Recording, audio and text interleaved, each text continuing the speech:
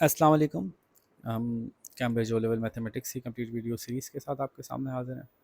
इस सिलसिले में हम ऑड्री सिम्पसन की बुक यूज़ कर रहे हैं क्योंकि वो एक ही बुक में पूरा कोर्स कवर कर लेती है, कैम्ब्रिज की रिकमेंडेड भी है और एग्ज़ाम स्टाइल क्वेश्चन भी मुनासिब हैं और वही हम करने जा रहे हैं। चैप्टर 18 चल रहा था हमारा अलजेब्रा एंड ग्राफ से रिलेटेड, तो उसके हमने जो एग्ज़ाम स्टाइल क्वेश्चन से काफ़ी सारे थे तो उसको हमने 3 हिस्सों में डिवाइड किया और ये अब उसकी तीसरी और आखिरी सेशन बन रहा है।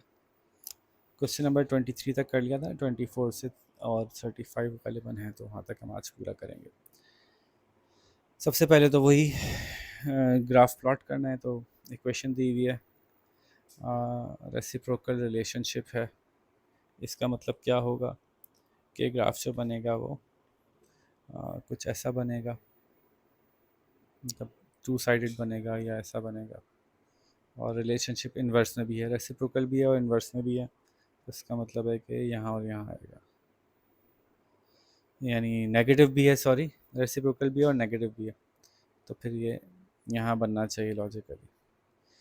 फिर अब देखिए, जो जो जगह खाली हैं उनको फिल कर लीजिए। -1 डालेंगे अगर इसमें, तो -1/2 -2 माइनस माइनस प्लस हो जाएगा, तो 1.5 आई बिलीव हो जाएगा, क्योंकि 2 प्लस में है और आधा माइनस में है, तो 1.5 आ जाएगा प्लस में।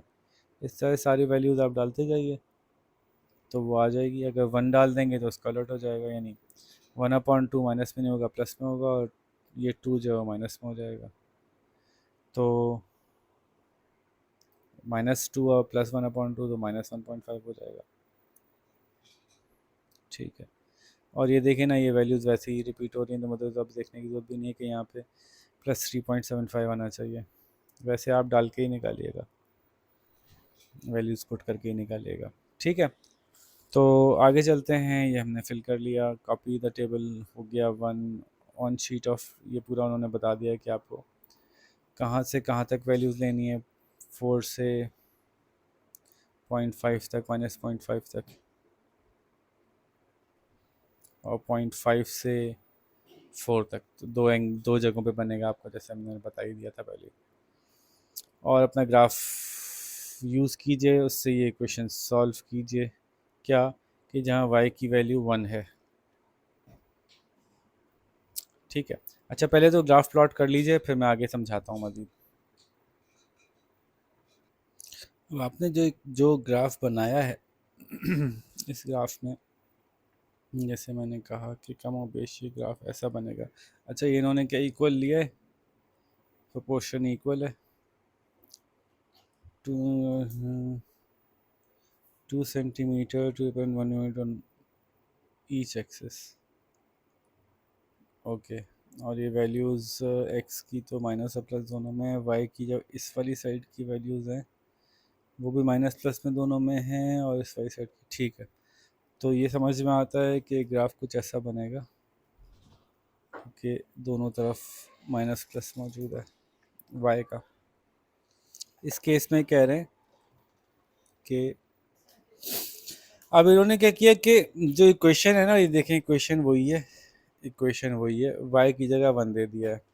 तो ये कंफ्यूज किया आपको, खाली आपको ये देखना है कि वाई अगर 1 है तो एक्स की क्या वैल्यूज़ आ रही हैं, बस वो नियर अबाउट करके निकाल लीजिए आप। और चूंकि इन्होंने हिंट दे दिया ना आपको कि इसको आपको ग्राफ से सॉल्व करना है, तो ये लॉजिक थी इसकी। फिर बाय ड्राइंग ए टेंजेंट, अब ये वही यही सवाल बार बार कर रहे हैं, बिल्कुल एक जैसे सवाल, और एक ही तरह से मैं आपको सारी हर दफ़ा समझा रहा हूँ कि इसको कैसे करना है। टेंजेंट ड्रॉ करना है जहाँ x इज इक्वल्स टू 2 है, तो फिर अगेन ये दो टेंजेंट्स नहीं ड्रॉ होंगे, क्योंकि x इज इक्वल्स टू 2 तो इधर ही आएगा कहीं, गालिबन शायद यहाँ कहीं आए। ऐसे ही मैं तो अंदाजे से बता रहा हूँ, आपके पास एक्चुअल ग्राफ बना हुआ होगा तो आप उससे देखिएगा और टेंजेंट ड्रॉ करने का तरीका अख्तियार कर लीजिएगा। ठीक है, यह हम कई दफ़ा कर चुके हैं। फिर टेंजेंट अगर पॉसिबल हो, इतनी जगह हो कि वाई एक्सिस और एक्स एक्सिस दोनों को काट सकता हो तो अच्छी बात है, वरना किसी ऐसी जगह ले जाके इसको रोकें जहाँ वाई की कोई एक वैल्यू आपके पास इंटीजर में आ रही हो, फॉर एग्जांपल 5 -5 आ रही हो, एक्स की वैल्यू और वाई की वैल्यू यहाँ भी मिल गई आपको, एक्स की वैल्यू और वाई की वैल्यू यहाँ भी मिल गई आपको। ठीक है, तो ये लेट सपोज 6 और 1 है, 1 और 5 है सर लेट सपोज, और दूसरी वैल्यू जो है वो लेट सपोज 3 और 0 है। तो y2 माइनस वाई वन और x2 माइनस एक्स वन करके आप इसका स्लोप निकालते हैं। अच्छा जी, तो यहाँ पे आपने इसका ग्रेडियंट निकालना है जहाँ x is equals to minus 2 है। तो ग्रेडियंट जो है वो अराउंड 1 के अराउंड ही कुछ आएगा प्रॉब्ली।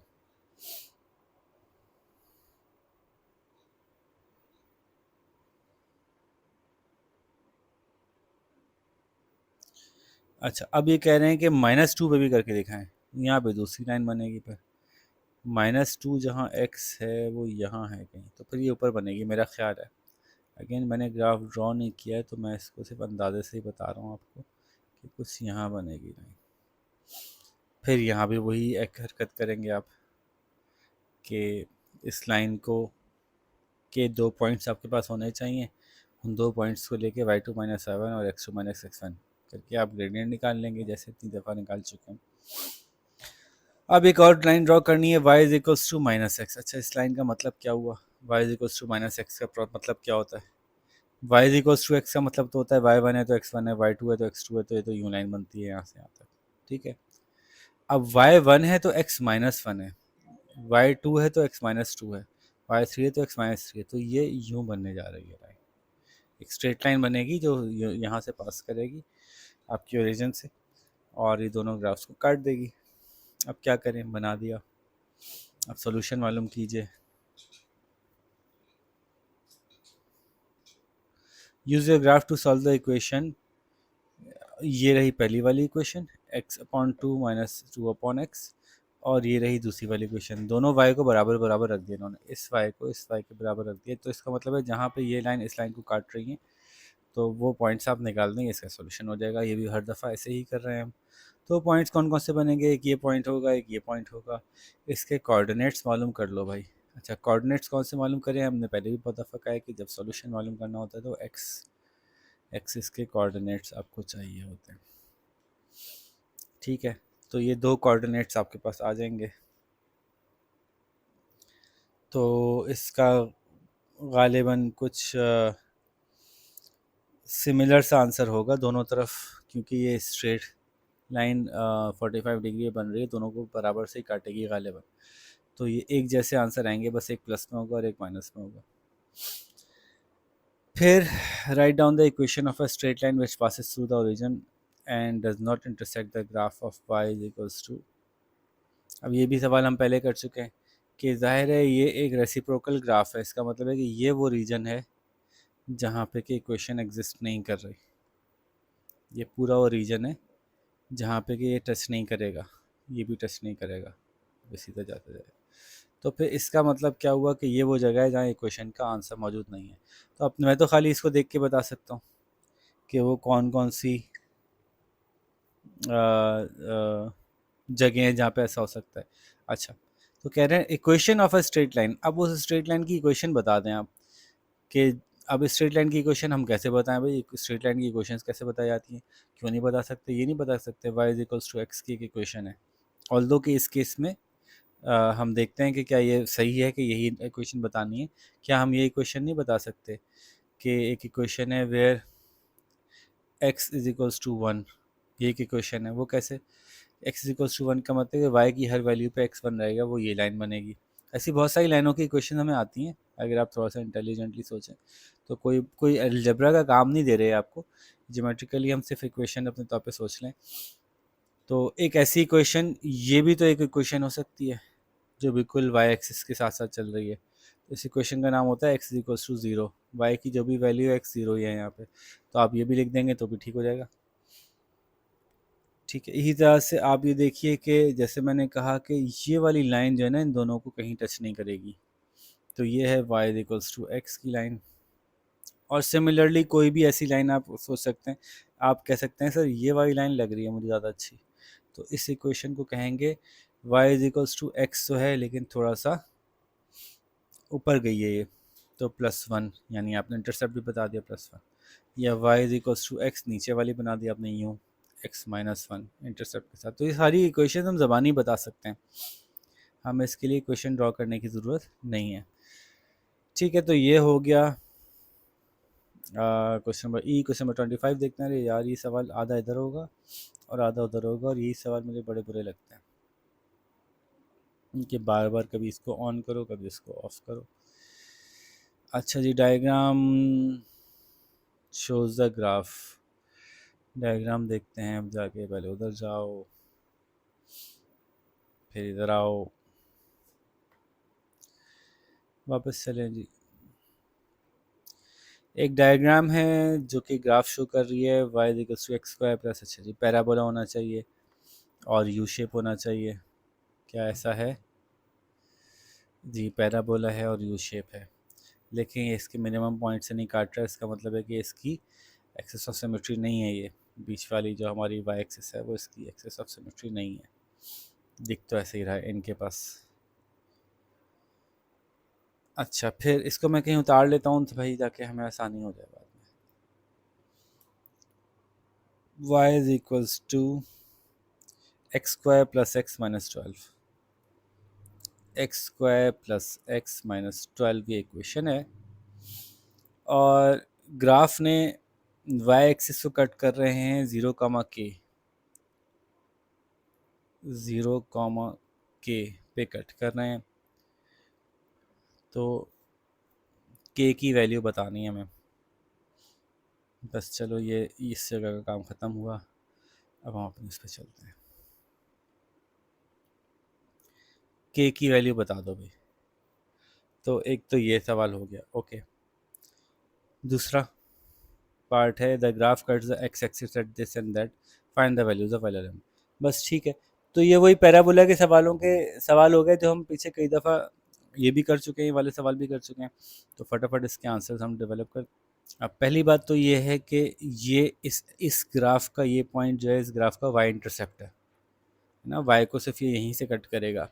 वाई इंटरसेप्ट इक्वेशन में कहाँ से निकलता है? अगर इक्वेशन इस शक्ल में लिखी हुई है तो वाई इंटरसेप्ट इसका आखिरी नंबर होता है। तो ये जो कांस्टेंट है वाई इंटरसेप्ट है, तो के इज इक्वल्स टू -12। चलो भाई, बता दिया। और बड़ा के क्या, स्मॉल के था ना, बड़ा के इज इक्वल्स टू 0, -12 ऐसे लिखते हैं। फिर क्या बताना है हमें? एल और एम बताना है।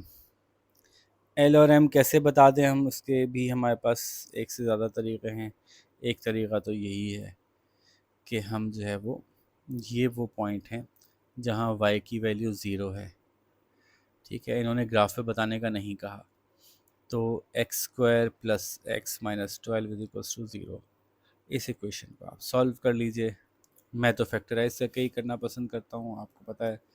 X square plus 4x minus 3x minus 12 is equals to 0। अगर आपको ये नहीं समझ में आया तो फिर आपको पीछे वाली वीडियोस देखनी चाहिए ताकि फैक्टराइजेशन आ जाए आपको।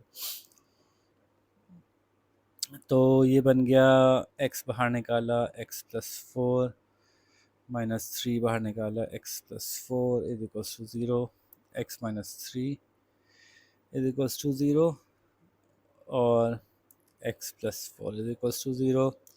तो x इज इक्वल्स टू 3 और x is equals to -4। Solution निकाल दिया हमने।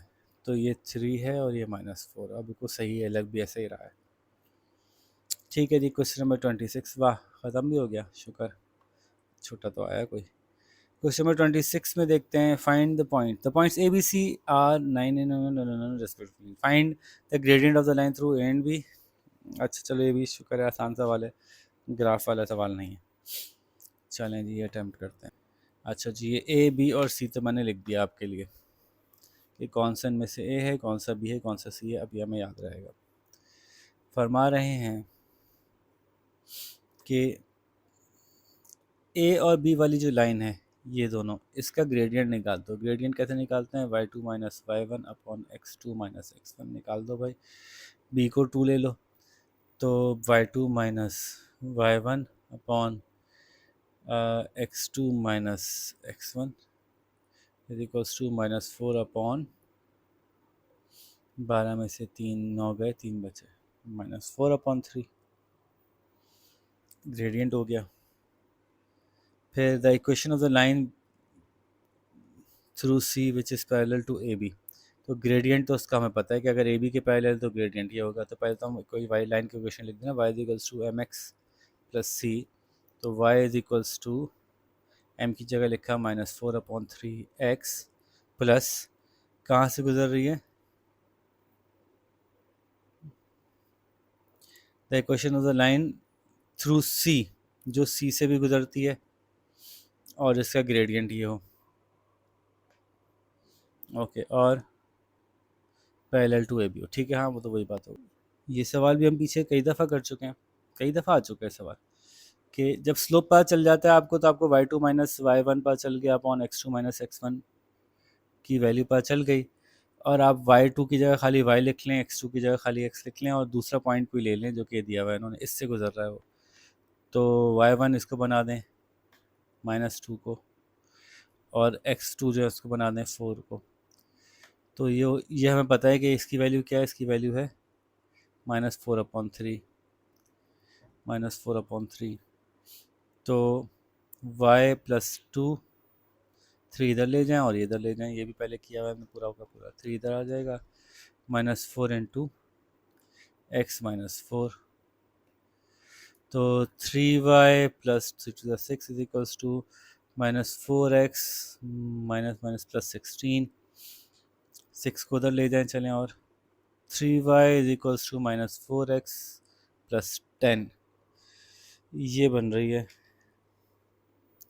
अब इसी शक्ल में छोड़ दें, ये ओके है। मुझे जो पसंद है मैं y को अकेला कर देता हूँ, तो y is equals to -4/3x प्लस 10/3, मुझे ऐसे बेहतर लगती है। आप जैसे भी कर लेंगे, इक्वेशन आ गई बाहर लिए। फिर calculate the length of the line segment A B की लेंथ मालूम करनी है, तो वो भी मैंने आपको बताया हुआ है, पाइथागोरस थ्योरम से होता है x1 plus x2 minus x1 का square plus y2 minus y1 का स्क्वायर का अंडर रूट ले लें, ये आ जाएगा। फिर बी सी लेना है तो बी सी में भी ऐसे ही हो जाएगा। A B is perpendicular to B C, ये शो करना है। ए बी का स्लोप है -4/3। अब बी सी का स्लोप निकाल लें खाली। अब अगर ये बी सी है तो इसका स्लोप कैसे निकलेगा, y2 minus y1 -2 -4 upon x2 minus x1 4 -12 which is equals to -6 upon -8, ये कट गया, प्लस हो गया 6/8 का मतलब 3/4। इसका है -4/3, इसका है +3/4, चूँकि ये एक दूसरे के रेसिप्रोकल भी हैं और नेगेटिव भी है उसके मुकाबले में। तो हर ऐसा नंबर जो है जो दूसरे के मुकाबले में रेसिप्रोकल करे और साइन नेगेटिव लगा हो, तो वो लाइन दूसरी लाइन के परपेंडिकुलर होती है, हमने साबित कर दिया। और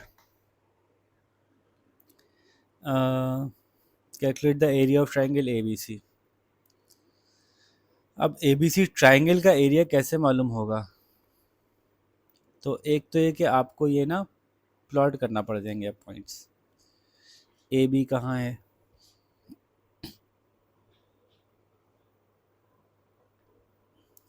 और ये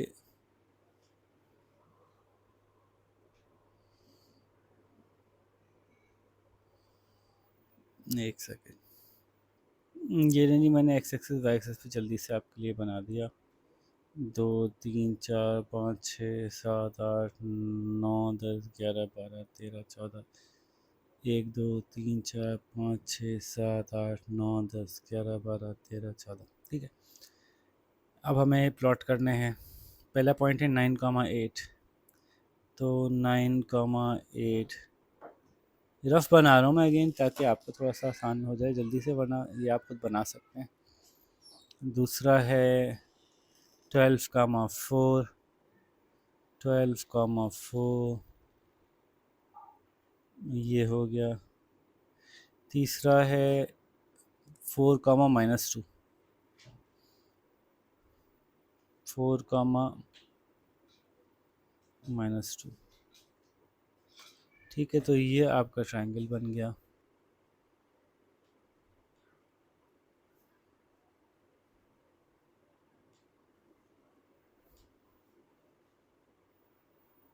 अब ये भी बड़ी इंटरेस्टिंग सी शक्ल बनी है। ट्रायंगल का एरिया मालूम करने के लिए क्या करते हैं आप? ट्रायंगल का एरिया मालूम करने के लिए इसकी जो हाइट और उसका बेस है उसको आप मल्टीप्लाई कर लेते हैं, तो ट्रायंगल का एरिया मालूम हो जाता है। तो देखें इसकी, अब जो कि मैंने इसको रफ बनाया ना, तो ये एग्जैक्टली मुझे अंदाज़ा नहीं हो रहा कि ये 90 डिग्री है या नहीं है। ये मैं ज़रा से देख लेता हूँ। इसमें से ए कौन सा था? ये ए था। बी कौन सा था? ये बी था। तो ये ए बी लाइन है। ये सी था। बी सी लाइन क्या थी? अच्छा यस, हमने अभी थोड़ी देर पहले शो किया है कि ए बी और बी सी परपेंडिकुलर हैं। इसका मतलब है कि ये 90 डिग्री है। बस ये आसान हो गया। जब ये 90 डिग्री है तो ये ट्रायंगल की हाइट है और ये ट्रायंगल का बेस है। तो इसका मतलब है कि अब हमें अलग से हाइट निकालने की ज़रूरत नहीं है। हम जो है वो इसी को फार्मूले के लिए यूज़ कर सकते हैं, half into base into height. ठीक है, तो अब हमें क्या करना है, हाफ इंटू ए बी की जो लेंथ है, length of A B into length of B C. ठीक है, ड्रॉ करने का बस ये फ़ायदा हुआ कि देख के समझ में आ गया कि क्या हो रहा है। अदरवाइज़ निकालना तो मैं वैसे ही है, फार्मूले सही है, ग्राफ से नहीं निकालना।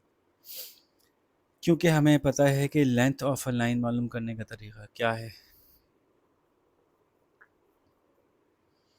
तो वो हम उस तरीके से लेंथ मालूम करते हैं। ठीक है, just give me a second.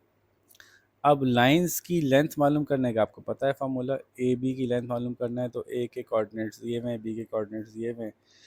तो ये पूरा फार्मूला मैं लिख देता हूँ, सॉल्व आप खुद कर लीजिएगा। इसके कोऑर्डिनेट्स x2 माइनस x1 का square plus y2 minus y1 का स्क्वायर। इन दोनों की बात हो रही है, एक को x1 कह लें, एक को x2 कह लें। और शायद हमने पीछे निकाली भी थी ना, ये लेंथ तो निकाली थी हमने।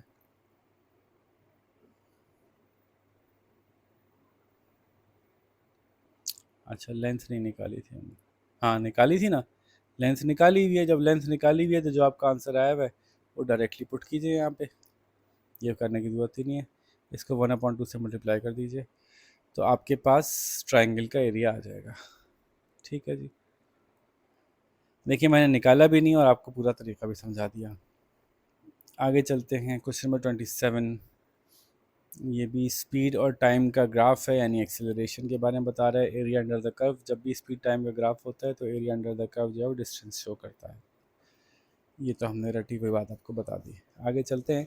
The diagram shows the speed time graph of a car's journey, find the speed when t is equals to 20। तो ये बहुत मुश्किल सवाल है, ये आप ये आप खुद कर लीजिएगा। ठीक है, ज़ाहिर आप इसको यहाँ से मैच करेंगे जब, तो ये कोई आपके हिसाब से बन जाएगा 14 या 13, दोनों माने जाएंगे क्योंकि बीच में ये गैप है ना, तो दोनों आपके मान लिए जाएंगे। एक्सेलरेशन क्या थी जब टाइम 20 था, तो एक्सेलरेशन कैसे निकालते हैं ये भी देख लेते हैं। अच्छा जी, अब अगर आपने ये निकाल लिया कि इसकी वेलोसिटी जो थी वो 13.5 थी लेट्स सपोज, तो ये आपने यहाँ से अंदाज़ा लगाया। एक तरीका और भी था इसका अंदाज़ा लगाने का, तो वो भी आप सॉल्व करेंगे तो वही अंदाज़ा लगेगा कि ये एक ट्रायंगल है बड़ा वाला, इसकी वैल्यू हमें एग्जैक्ट पता है, ये 20 है, वो 30 है। और ये एक दूसरा ट्रायंगल बन रहा है, कलर चेंज करते हैं। ये छोटा ट्रायंगल बन रहा है। तो ये दोनों ट्रायंगल सिमिलर हैं, क्यों? क्योंकि एंगल एंगल एंगल और साइड की वजह से ये सिमिलर ट्रायंगल हैं। तो इसका मतलब है कि हम इनके साइड्स के रेशोज़ को इक्वल कर सकते हैं। क्या मतलब हुआ कि अगर मैं कहूँ कि 20/30 ये साइड का और ये साइड का रेशो 20/30 है, वो बराबर होगा इसके और इसके रेशो के। तो ये तो हमें पता है कि 20 है, ये हमें एग्जैक्टली नहीं पता कितना है। इंक थोड़ी चेंज कर लेते हैं। तो v इज इक्वल्स टू 20/20/30, तो विच इज़, कैलकुलेट करते हैं, एक सेकेंड कम कर लेते हैं, 400/30 या 40/3, which will be equals to 40 divide by 3, 13.33। तो वैसे ही आ गया, हमने 13.5 लिखा था, 13.33 इस कैलकुलेशन से एग्जैक्ट आ गया। तो ये भी इख्तियार कर सकते हैं, लेकिन ये एक नंबर का सवाल है, तो ये आपकी चॉइस है। अब इस कैलकुलेशन की आगे भी इस्तेमाल होना है तो इसको एक्यूरेट कर लें, नहीं होना तो ऐसे ही चला लें। तो चूंकि अगले सवाल में भी यही नंबर यूज़ हो रहा है, तो ऐसा किया जा सकता है कि इसको ऐसे निकाल लिया जाए। एक्सेलरेशन कैसे निकाली जाती है? Velocity over time. वेलोसिटी हमें पता है 13.33 है, टाइम हमें पता है 20 है, तो वो आप निकाल लीजिए डेसिमल में जो भी आंसर आ जाए। और अगर अगेन ये मसला लग रहा है तो ये वेलोसिटी, ये एक्सेलरेशन ऐसे भी निकाली जा सकती है। तो इसी जगह साफ़ कर लेते हैं। एक्सेलरेशन जो है वो सेम है, अभी स्ट्रेट लाइन होने का मतलब है कि सेम एक्सेलरेशन से जा रही है। यहाँ से यहाँ तक जिस एक्सेलरेशन से जा रही है, यहाँ से यहाँ तक भी उसी एक्सेलरेशन से जा रही है, यहाँ से यहाँ तक भी उसी एक्सेलरेशन से जा रही है।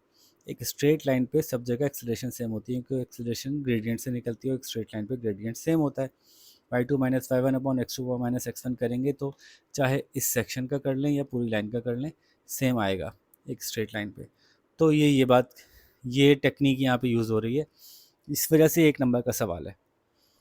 वो क्या टेक्निक है कि हम इसको यहाँ से एक्सेलरेशन को निकाल दें, कि हमें पता है कि ये 30 है और ये 20 है, तो 20/30 निकाल दें एक्सेलरेशन, यानी 2/3 स्ट्रेट फॉरवर्ड लिख देंगे।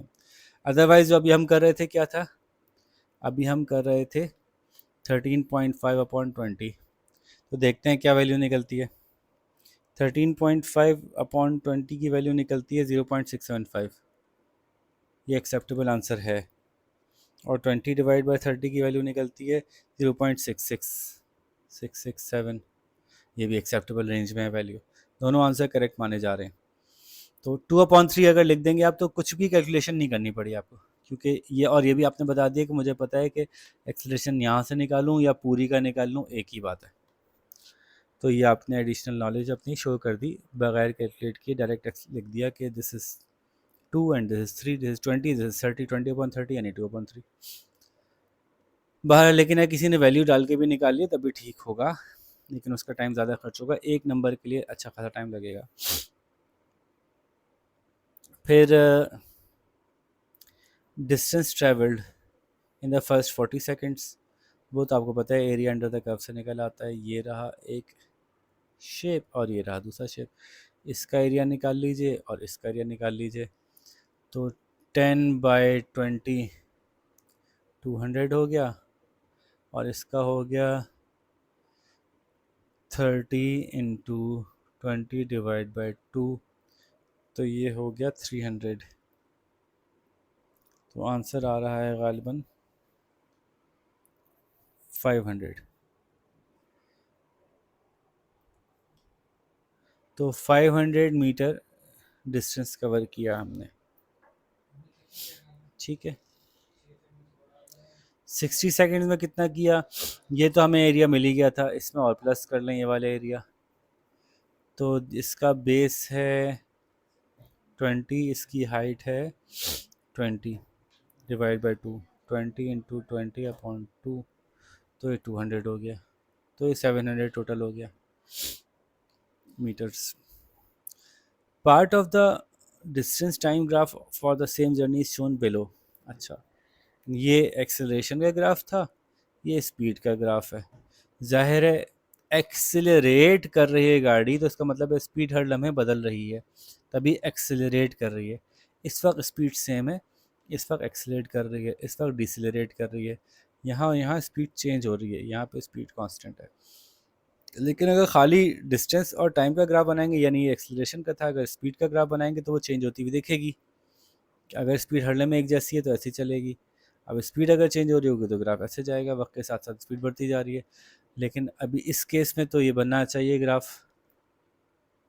कि शुरू में स्पीड बढ़ी बढ़ी बढ़ी बढ़ी बढ़ी बढ़ी बढ़ी, फिर एक वक्त आया कि स्पीड जो है वो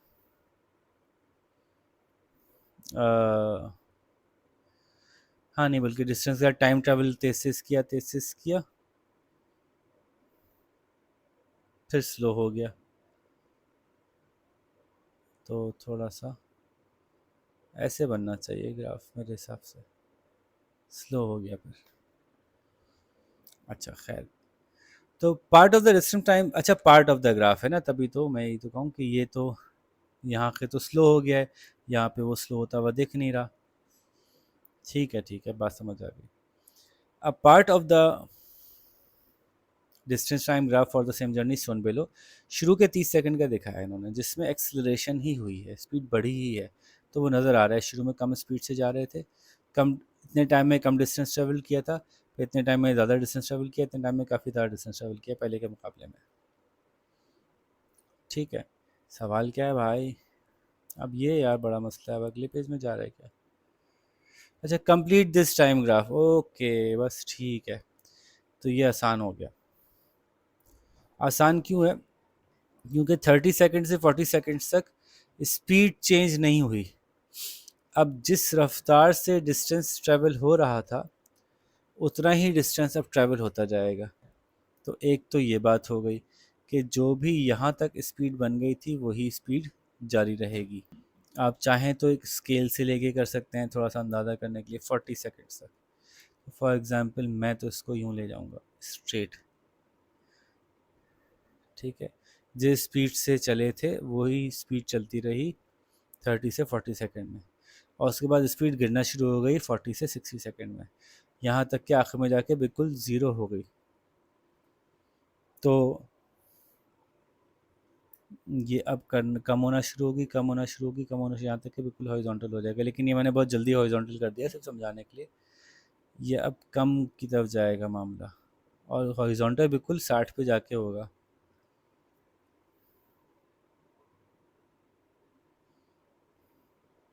ऐसा कुछ होगा, अभी भी सही नहीं है।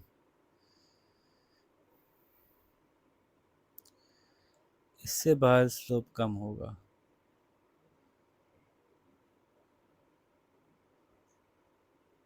अब सही बना है, 60 पे जाके हॉरिजॉन्टल हो जाएगा, यानी अब डिस्टेंस मजीद नहीं ट्रेवल हो रहा। सही है, अच्छा बन गया वैसे ग्राफ। ठीक है जी, क्वेश्चन नंबर 28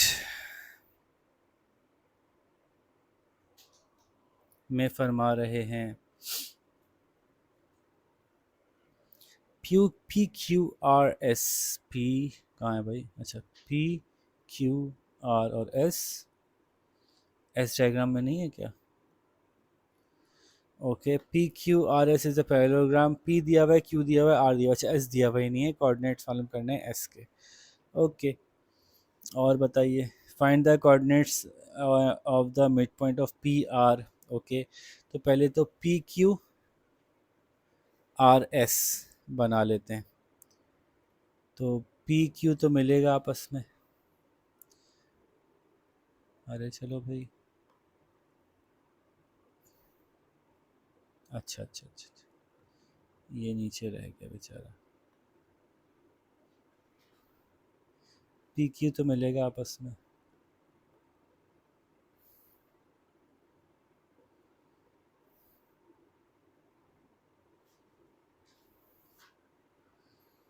क्यू आर भी मिलेगा,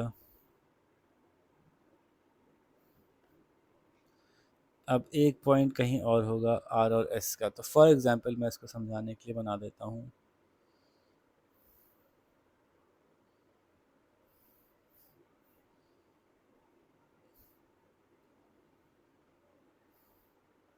ठीक है, ऐसे इसको मैंने एस कह दिया। तो एस के कोऑर्डिनेट्स मालूम करने हैं कि एस कहाँ होगा। तो एक बात, अगर पैरेललोग्राम के बारे में हमें पता हो कि पैरेललोग्राम के अंदर जो ये एंगल है वही ये एंगल होगा, जो ये एंगल है वही ये एंगल होगा। अब इस लाइन और इस लाइन में जो एंगल है वो इस लाइन को एक्स एक्सिस से हॉरिजॉन्टल किए हुए है, तो फिर ये लाइन भी एक्स एक्सिस से हॉरिजॉन्टल होगी। ये एक इन्फॉर्मेशन इम्पॉर्टेंट थी। क्यों? क्योंकि हमें एस नहीं पता, तो हम अंदाज़ा लगाएंगे कि ये लाइन एक्स एक्सिस से एक तो हॉरिजॉन्टल होगी।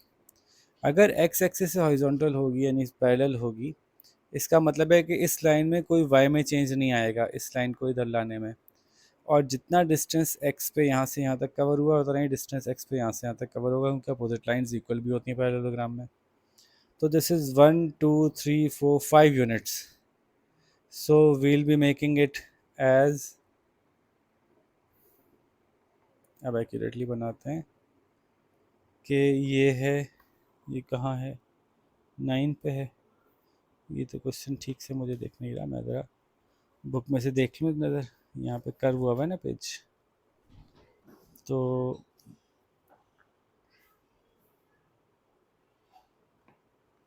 Give me a second. Question number 20, yes, ये 9 पे है, जो क्रॉस है 9 पे है। ठीक है, तो ये कितना पीछे आया था, 1 2 3 4 5 यूनिट, तो 1 2 3 4 5 यूनिट। तो हमें पता है कि ये यहाँ तक आएगा, और इसका जो टॉप है लाइन का वो कहाँ तक जा रहा है, ये मैं बुक में से देख लेता हूँ, वो स्ट्रेट है, टॉप 4 तक जा रहा है। तो इसको थोड़ा सा और सही कर लेते हैं, ये बनेगा, पेज कर्व हो गया ना तस्वीर खींचते वक्त, तो इसलिए थोड़ा सा डायग्राम आपको देखने में ऑड लग रही होगी। तो ये इसके कोऑर्डिनेट्स हो गए पॉइंट एस के, विच इज 4,4। अब इससे आप मिला दो भैया, दो बन गए। देखने में पैरेललोग्राम प्रॉपर नहीं लग रही, क्योंकि वैसे मैंने कहा ना मेरा पेज थोड़ा सा ये कर्व हुआ है, इसकी वजह से ये थोड़ी सी ऐसी लग रही है कि ये बड़ी है और ये छोटी है। अच्छा जी, फिर क्या करें? कोऑर्डिनेट्स ऑफ एस बता दिए मैंने आपको। अगला सवाल है find the coordinates of the mid point of P R. P R तो लाइन ही नहीं बनी हुई है ना, तो पी आर तो पैरेललोग्राम का पार्ट नहीं है, ये इसका डायगोनल है। अब डायगोनल में दो पॉइंट्स मौजूद हैं, हमारे पास पी मौजूद है और आर मौजूद है। तो मिड पॉइंट निकालने का तरीका क्या है, x1 plus x2/2, y1 plus y2/2। x1 है -4, x2 है 9/2, y1 है 0, y2 है 4/2। तो ये हो जाएगा 5/2 x की वैल्यू, और ये हो जाएगा 2 y की वैल्यू। तो 5/2, 2। ठीक है, तो उसको 2.5, 2 कह लें, 5/2, 2 कह लें, एक ही बात है। अगला सवाल है जी, find the equation of the line of R S. R S कहाँ है, आर एस ये रही। आर एस लाइन की इक्वेशन भी एक इंटरेस्टिंग इक्वेशन है, ये उन्हीं इक्वेशन में से है जो हम बगैर कुछ देख के बता देते हैं। यहाँ पे कुछ भी कर लो y की वैल्यू चेंज नहीं होती। तो this equation is y is equals to 4, ये वो इक्वेशन है।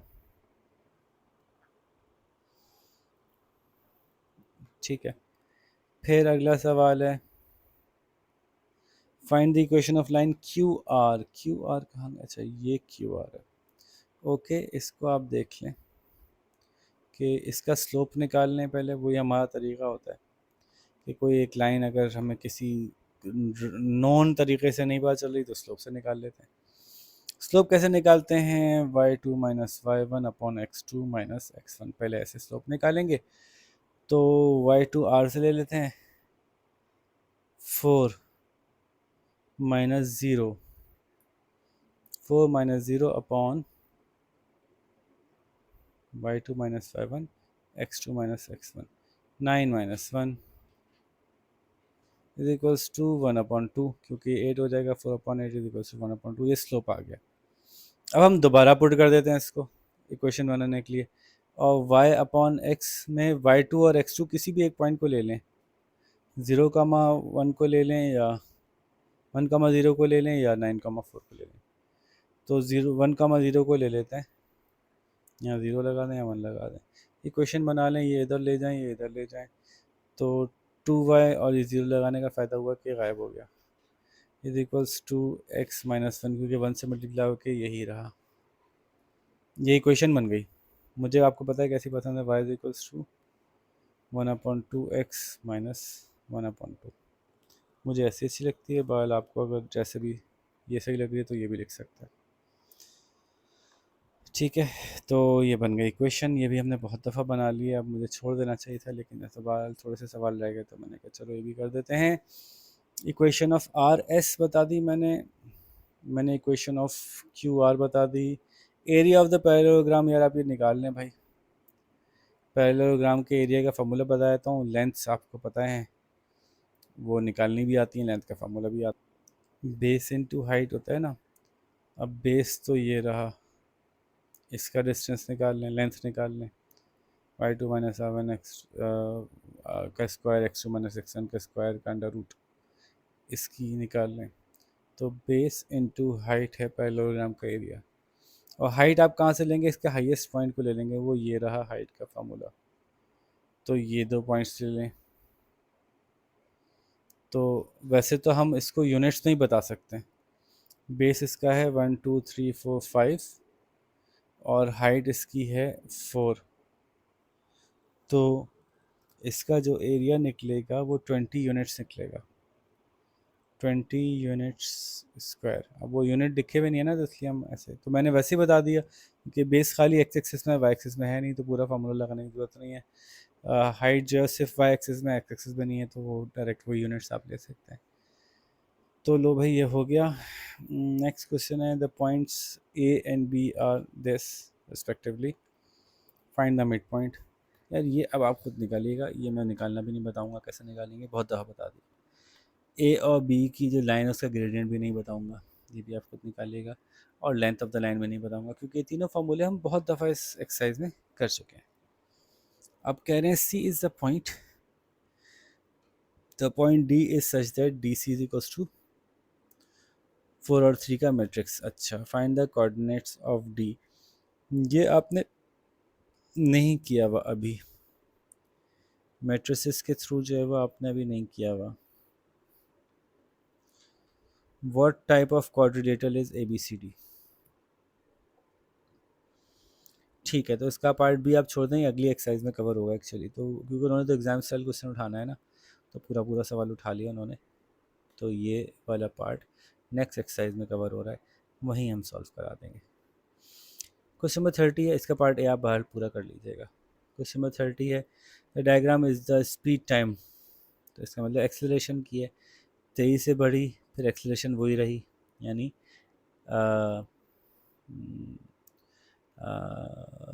स्पीड नहीं बढ़ी, स्पीड कांस्टेंट हो गई, कांस्टेंट स्पीड से चलती रही, एक्सेलरेशन नहीं हो रही थी आगे। उसके बाद जो है वो स्पीड कम होना शुरू हो गई, डिसेलरेशन हो गई, यहाँ तक कि एकदम से जाके गाड़ी की स्पीड बिल्कुल ज़ीरो हो गई। Calculate the time taken to travel the first 300 metres. 300 metres कहाँ पे हैं? तो जाहिर है तो डिस्टेंस तो अभी नज़र ही नहीं आ रहा आपको इसमें, ये तो खाली स्पीड और टाइम का ग्राफ है। अच्छा मैं एक नज़र देख लूँ कि आगे वाले पेज पे भी कुछ इसी सवाल के मंदरजात तो नहीं है, चलो नहीं है, शुक्र है। बस ये सही लगता है मुझे कि जिस सवाल पे पेज हो उसी पेज पे ख़त्म हो जाए जिस पेज पे सवाल हो।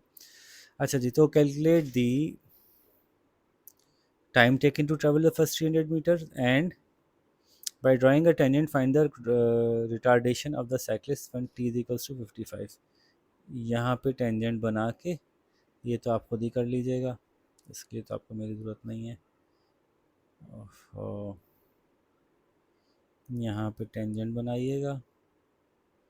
ये बात मैं आपको समझा चुका हूँ कि कोई ऐसे कोऑर्डिनेट्स ले लिया करें जिनको कि पकड़ना आसान हो।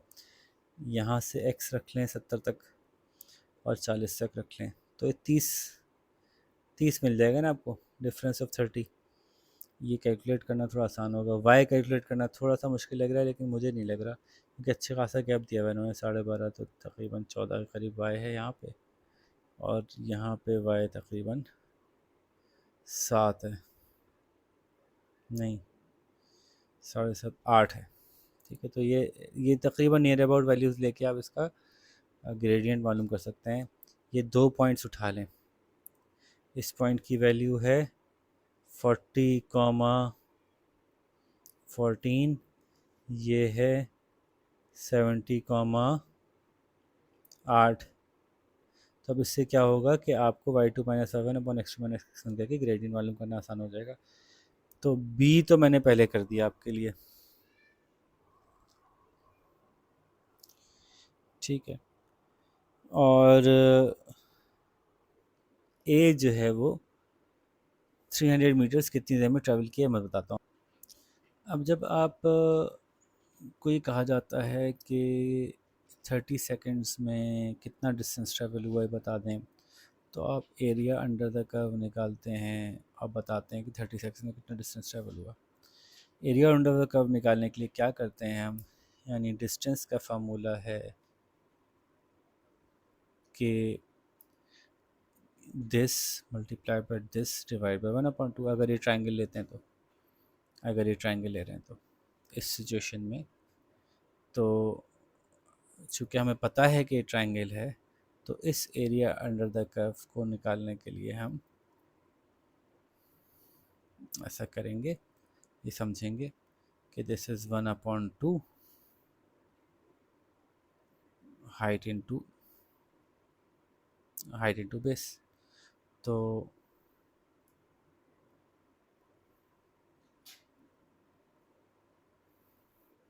ठीक है, डिस्टेंस हमें पता है, कहाँ गया डिस्टेंस, हाँ डिस्टेंस हमें पता है 300 मीटर्स। जो हमें नहीं पता वो ये नहीं पता कि इसका बेस कितना है, यानी कितना टाइम लगा इस ग्राफ में ये डिस्टेंस तय करने में। तो ये बात समझ में आ गई। अब इस केस में हमें पता है कि ये जो है वो कितना है, हमने कितना निकाला था इसको, ये 12.5 था, तो ये 12 निकाला था हमने, यस, क्योंकि ये ना ग्राफ एक्चुअली से बना हुआ है 1 2 3 4, तो 11 12 13, तो ये 12 है एग्जैक्टली, हमें पता है कि कितना है। ठीक है, तो this is 12 and this is 30। तो जस्ट कैलकुलेट कि लेट सपोज कि 300 मीटर 30 सेकंड में हो गए होते हैं, लेट सपोज, तो 30 सेकंड में कितने मीटर हुए ज़रा ये तो निकालते हैं पहले। तो इसका फार्मूला है half into base into height. Base 30 है, हाइट 12 है, डिवाइड बाई 2, 2 मतलब 2, 2 6 12, 6 इधर 18। तो ये पता चल रहा है 180 मीटर्स ट्रेवल हो रहे हैं 30 सेकंड में। इससे तो आगे जाना है हमें, कितना आगे जाना है देखिए, 300 करने में कितने मीटर रह गए, अभी 120 मीटर और कवर करने चाहिए हमें। तो हम ज्योमेट्रिकली बता सकते हैं, क्योंकि ये 12 है, तो हम बता सकते हैं कि हमें 120 का एरिया कवर करने के लिए 12 इंटू 10 करना पड़ेगा, तो 120 बनेगा, क्योंकि अब रेक्टेंगुलर आ रहे हैं शेप्स, तो 10 यहाँ तक बन रहा है, तो 12 इंटू 10 जो है वो 120 हो जाएगा, 120 और 180 मिल के 300 हो जाएगा। तो वी नाउ नो कि 40 सेकेंड्स में आपको पहुँचना है। ठीक है, तो ये दोनों सवाल हो गए क्वेश्चन नंबर 30 के। क्वेश्चन नंबर 31, अच्छा जी, द डायग्राम शोज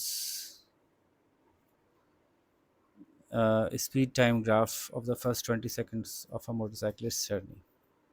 एक्सीलरेशन पहले बड़ी बड़ी बड़ी, फिर एक्सीलरेशन कम होती गई यहाँ तक कि रुक गया. Calculate the motorcyclist retardation during the final 8 second. Final 8 second ये रहे, यहाँ से और यहाँ तक. ठीक है, ये रिटार्डेशन निकाल देंगे तो 1 मिनट का काम है. Calculate the distance travelled in the 20 seconds. तो ये एरिया अंडर द कर्व से निकाल लीजिए. आप कैसे निकालेंगे आई डोंट नो, मुझे तो ये सही लग रहा है फ़िलहाल.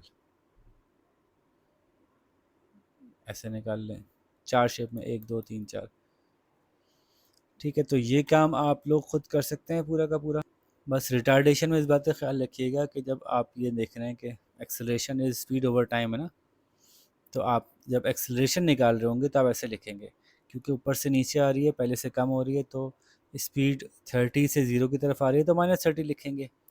और कितनी देर में किया, 8 सेकंड में, तो ये एक्सेलरेशन आ जाएगी विच इज़ -3.75. लेकिन इन्होंने एक्सेलरेशन नहीं कहा, इन्होंने रिटार्डेशन कहा है, तो इस बात का ख्याल रखिएगा. रिटार्डेशन का मतलब ही स्लो डाउन होना होता है, तो माइनस नहीं लगेगा. ये एक छोटी सी ट्रिक है इसमें, बाकी तो ठीक है, आप ये भी कर सकते थे.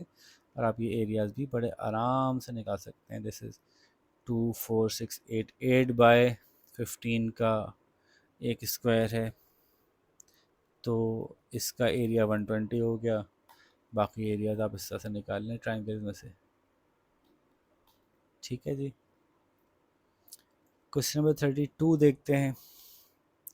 A straight line passes through these 2 points, find the coordinates of the midpoint, the gradient and the equation. ये भी मैं नहीं कर रहा, क्योंकि ये सवाल बहुत दफ़ा हम कर चुके हैं. y2 - 7 x2 - x1 से आप जो है वो x1 + x2/2 y2 + y1/2 से मिड पॉइंट, और ग्रेडियंट की इक्वेशन से पहले ग्रेडियंट निकालें, फिर उसी ग्रेडियंट से आप उस लाइन की इक्वेशन निकाल लें. हम बहुत दफ़ा कर चुके हैं. ये क्यूबिकल फंक्शन है, x की पावर 3 होनी चाहिए यहाँ पे. अब मुझे दिख नहीं रहा है, लॉजिकली यहाँ 3 होनी चाहिए. ठीक है. Is shown on the axis below. Use the graph to find the approximate value of 3√5. अच्छा, और 33. दैट्स. जैसे ही सवाल में कुछ चीज़ ज़रा मुश्किल लगे तो समझ लें कि एक्चुअली ये सवाल आसान होना चाहिए, क्योंकि लेकिन अब क्यूब रूट 5 यहाँ से कैसे मालूम करें, कहाँ क्यूब रूट 5 बगैर कैलकुलेटर के निकालेंगे हम. इसका मतलब है कि कुछ ट्रिक है. अब ये देखिए ना, आप यहाँ पे x³ है और 5 है, दोनों चीज़ें मौजूद हैं, तो इसका मतलब है कि यहीं से पता चल जाएगा हमें वो कौन सी वैल्यू ऐसी होगी जो y की होगी जहाँ पे कि x की वैल्यू क्यूब रूट 5 आ जाए. तो बहुत मुझे तो यहाँ से नज़र आ रहा है कि अगर मैं y को 0 कर दूँ, let's take a point where y is equals to 0. ठीक है, तो जब y इज इक्वल्स टू 0 होगा तो x³ - 5 इज इक्वल्स टू 0 हो जाएगा. इसको इधर ले आ जाता हूँ तो 5 इज इक्वल्स टू x³ हो गया. अब बहुत साफ नज़र आ रहा है आपको कि जब y 0 था तो x की वैल्यू कितनी थी. ये निकालने के लिए आपको taking cube root both side करेंगे, ये क्यूब रूट ख़त्म हो जाएगा, क्यूब ख़त्म हो जाएगा. तो x is equals to cube root 5 and y is equals to 0. ठीक है, तो जब y 0 है तो x क्यूब रूट 5 है. अब क्यूब रूट 5 का आंसर क्या है वो यहाँ से आप देख के निकाल दें कि 1, 1.5, 1.6, 1.7. तो 1.7 इसका आंसर है ना, लॉजिकल सी बात. फिर क्या पूछ रहे हैं, on the x axis above, on the axis above draw the graph of y is equals to 15 minus 5x. Minus में रिलेशनशिप है, स्ट्रेट लाइन बनेगी, डाउनवर्ड स्लोपिंग बनेगी, 15 पे कट करेगी, तो यहाँ पे कट कीजिएगा, एक पॉइंट मिल गया. दूसरा पॉइंट आप कोई वैल्यू ले लें, जैसे कि x y is equals to 0 की वैल्यू ले लें. जब y इज इक्वल्स टू 0 है तो x क्या है, 5x is equals to 15, x is equals to 15/5 which is 3. तो 3,0 पे एक पॉइंट ले लें, इन दोनों को आपस में मिला दें. ग्राफ बना हुआ है ना, तो इसलिए मैं करके दिखा रहा हूँ आपको. वाह, ऑलमोस्ट स्केल अपीयर ही वहीं पे हुआ जहाँ मुझे चाहिए था. ये भाई साहब थोड़ा सा घूमेंगे इधर आप, ये घूम गए भाई साहब. ठीक है, ये लाइन मैंने बना दी इक्वेशन की। अब क्या कह रहे हैं यार, सवाल अगले पेज पे चले गए, ये मुसीबत हो गई हमारे लिए। फरमा रहे हैं write down the coordinates of the point where the graphs cross. Okay जी, वापस चलो, उसको खोलो, नीचे जाओ, जहाँ क्रॉस कर रहे हैं उसे कोऑर्डिनेट्स बता दो। तो ये समहाउ प्रॉब्ली 2.1 है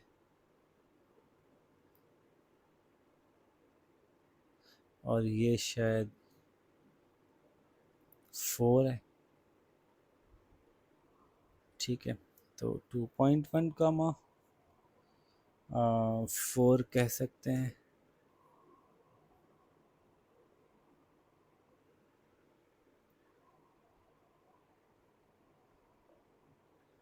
या आप अपने स्केल्स रख के देखिएगा, हो सकता है 4 और 5 के बीच में आ रहा है तो 4.5 हो जाए। 2.1 कमा 4.5 दोनों एक्सेप्टेबल हैं बहरहाल। अगला सवाल है जी,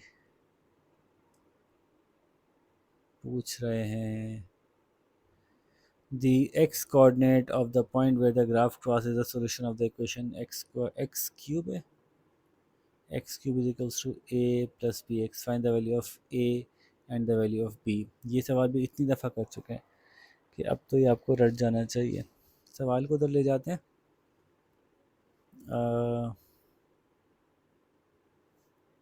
x cube is equals to a plus b x. Okay, इसको गायब करके अब उसे खोल लेते हैं।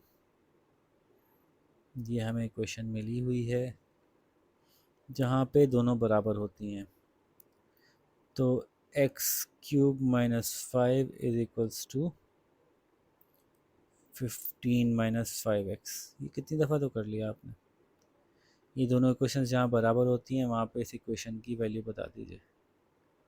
तो इसको इस शक्ल में लिख दीजिए, आ जाएगी ए और बी की वैल्यू।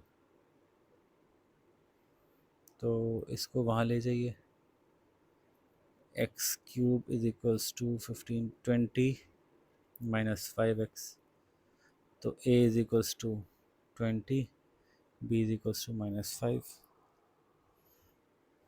ठीक है जी, पूरा सवाल हो गया, जान छुटी।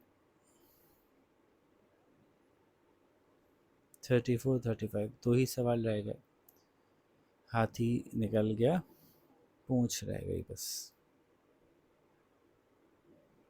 चलें, क्वेश्चन नंबर 34 में which figures above could be the graph of. चलें, बहुत आसान सवाल है। अब तो आप लोगों के लिए आसान हो गया होगा क्योंकि आपने पैराबोला की बहुत इक्वेशंस देख ली हैं। पैराबोला आपको बहुत आसान लग रहा होगा, आपको जो है वो ये बताना बहुत इजी लगेगा। क्यों? क्योंकि एक तो हम देखेंगे कि रिलेशनशिप कहाँ पॉजिटिव है और कहाँ नेगेटिव है। अच्छा, 4 में से 3 ही आपको चाहिए फिगर्स। तो दूसरा है कि सिर्फ इसमें थोड़ा सा आपको मुश्किल होगी कि ये स्क्वायर की शक्ल में नज़र नहीं आ रहा आपको, ये भी थोड़ा सा रीअरेंज कर लीजिए। लेकिन ये तो बहुत ही आसान है, एक्स स्क्वायर और +2। जब पॉजिटिव रिलेशनशिप है वाई और एक्स में तो फिर यू बनना है। अब यू 3 में बना हुआ है और उसके बाद जो आपके पास इंटरसेप्ट है वो भी इसमें बहुत वाज़े आपको नज़र आ रहा होगा। तो इंटरसेप्ट भी इसमें +2 का है। तो इसमें तो आपको थर्ड फिगर ही वो मिल रही है जहाँ पे कि पॉजिटिव में इंटरसेप्ट मौजूद है।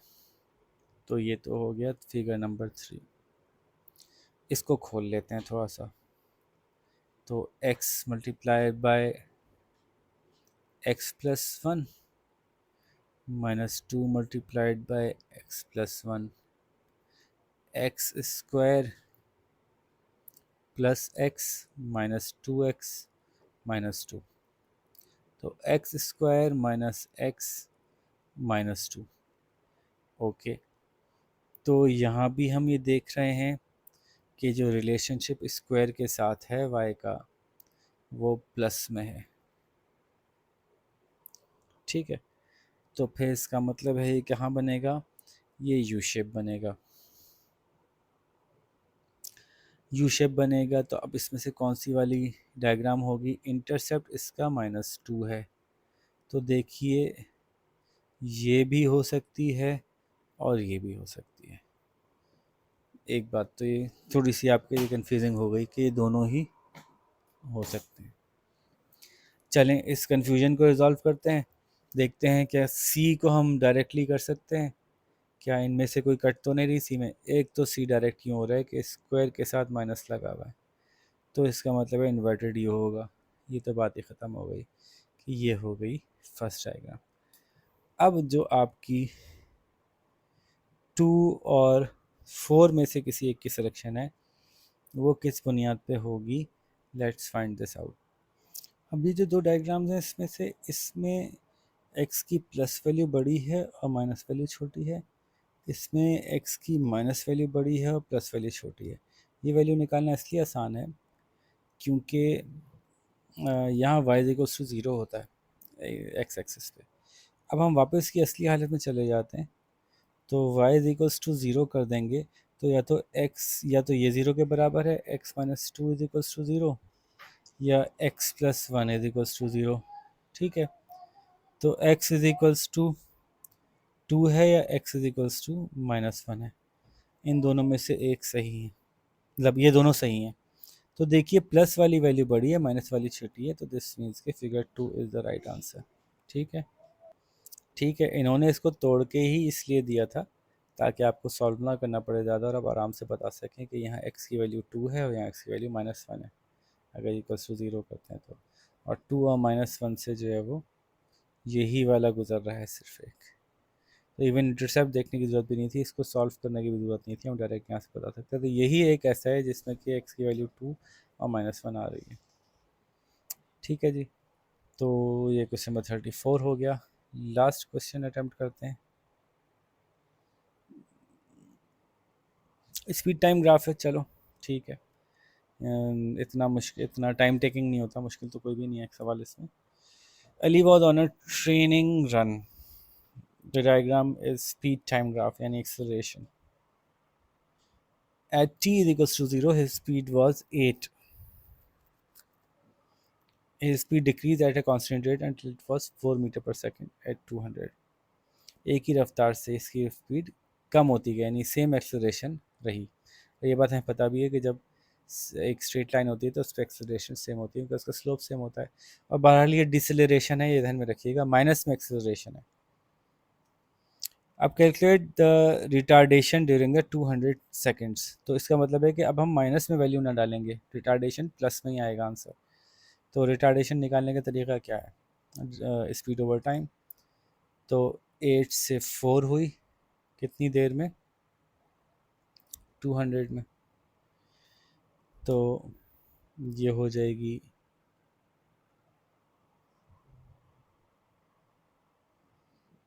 आपकी 4/200 which is equals to 0.02 metre पर सेकेंड स्क्वायर। ठीक है, लेकिन इसको माइनस में नहीं लिखेंगे क्योंकि रिटार्डेशन ही पूछी है। The distance he ran during the 200 seconds, ये भी आप निकाल सकते हैं, और ये मैं नहीं निकाल रहा, चलें आप खुद निकाल लें, एरिया अंडर द कर्व मैंने बहुत दफ़ा निकाल दिया। His speed at t = 150। अब ये जो दिया हुआ है ये बहुत मुश्किल है ना फ़िलहाल, कि ये तो 0 से 200 तक पूरा पूरा दे दिया।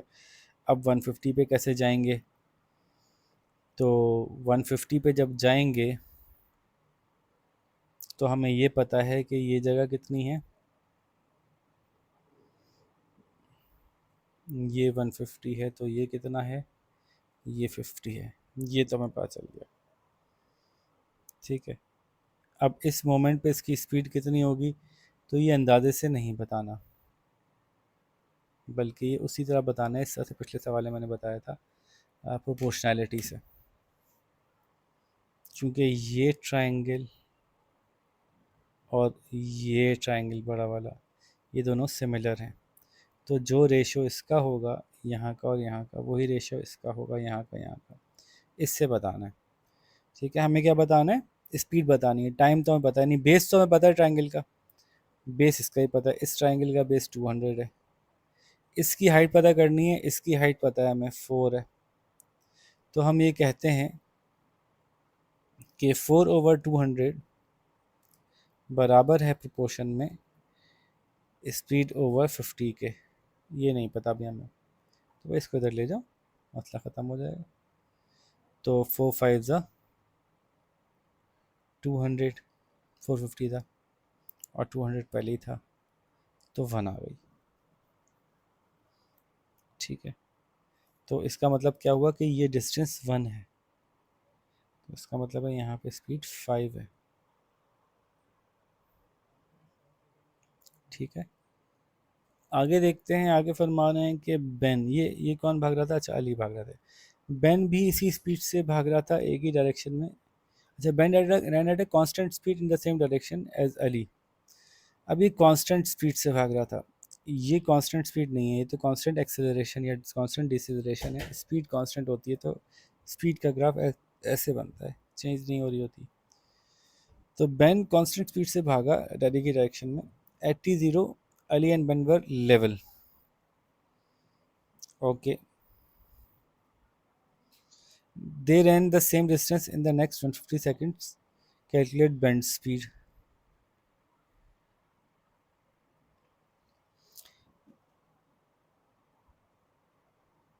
सेम डिस्टेंस इन्होंने ट्रैवल किया 150 सेकंड्स के अंदर, तो बताइए कि बेन की स्पीड क्या थी। Okay, that's calculate. अब पहली बात, थोड़ा सवाल इन्होंने जो वर्डिंग है ना वो अच्छी नहीं है, बहरहाल जो है तो है, गुजारा करना पड़ेगा। सवाल में कहना चाह रहे हैं कि दोनों साथ भागे थे और 150 सेकंड में दोनों ने सेम डिस्टेंस ट्रैवल किया था।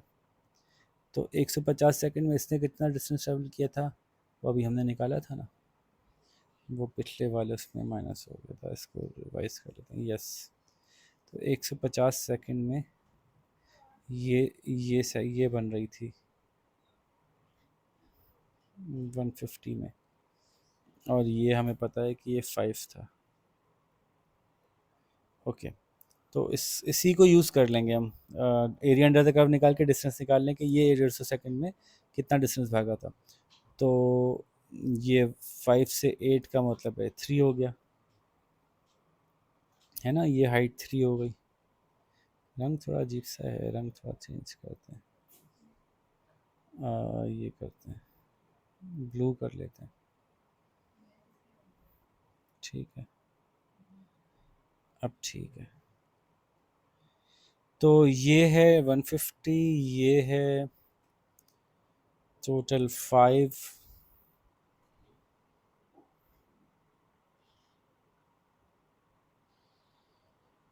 और ये है 3, और ये है 150। तो इन एरियाज़ को कैलकुलेट कर लेते हैं। तो 150 इंटू 5 प्लस 1/2, 150 इंटू 3, सो 750 प्लस 75, 225, हाँ 225। तो 750 प्लस 225 इज़ 975। ठीक है, डिस्टेंस ट्रेवल जो है वो 975 आ रहा है मेरे पास। ठीक, अच्छा, अब हमें पता चल गया कि जो डिस्टेंस कवर किया बेन ने वो था 975 मीटर। वो टाइम लगाया उसने वो था 150 सेकेंड्स, तो उन्होंने 150 लगाया, तो distance over time is speed. तो 975 divide by 150, 975 divide by 150 is 6.5 metre पर सेकेंड। ठीक है, ये इसकी स्पीड हो गई। और आखिरी पार्ट है, अब आखिरी पार्ट है, क्रिस जो है वो 200 मीटर भागा नियरेस्ट टू 10 मीटर्स। तो इसका मतलब है कि 209 भी भाग सकता है, 208 भी भाग सकता है, 207 भी भाग सकता है, 205 तक भाग सकता है, और 195 भी भाग सकता है, सॉरी। नियरेस्ट टू 10 मीटर है ना, तो आधा आधा करेंगे ना, तो ये हमारा बनेगा 5 माइनस करेंगे तो 195 से बड़ा बड़ा होगा और छोटा होगा 205 से। ठीक है, ऐसा कुछ बन जाएगा हमारा। He took 25 seconds correct to nearest second, तो ये 24.5 से 25.5 सेकेंड्स के बीच में होगा। क्या कर दिया मैंने, ये सही है। For the lower bounds for distance, find lower bounds for distance run and his average speed.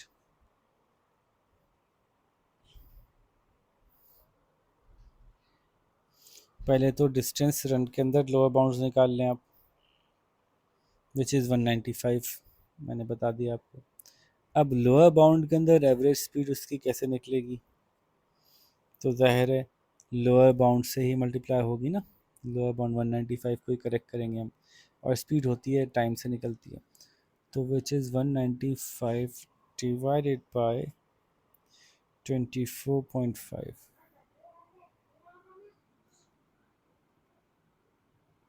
24.5 which is 7 point, second calculate कर लूँ मैं। अब लोअर बाउंड फॉर डिस्टेंस निकालना तो आसान था, lower bound for average speed निकालने का मतलब है, लेट सपोज की एवरेज स्पीड आ रही है 7.8 आ रही है, लेट सपोज ऐसे बता रहा हूँ, नियरेस्ट सेकंड। अच्छा, अब एवरेज स्पीड का लोअर बाउंड इस वैल्यू से नीचे होगा ना, इस वैल्यू से ऊपर जो होगा वो अपर बाउंड होगा। तो एवरेज स्पीड अगर आ रही है किसी नंबर को किसी नंबर से डिवाइड करके, तो वो ये नंबर जो एवरेज स्पीड होगी वो छोटी तब होगी जब बड़े नंबर से डिवाइड होगी, और जब छोटे नंबर से डिवाइड होगी तो बड़ा आंसर आएगा। तो अगर स्पीड का लोअर बाउंड निकालना है तो डिस्टेंस का नीचे वाला लेना है और टाइम का ऊपर वाला लेना है, तभी स्पीड का लोअर बाउंड निकलेगा। बस ये ट्रिक थी इसमें।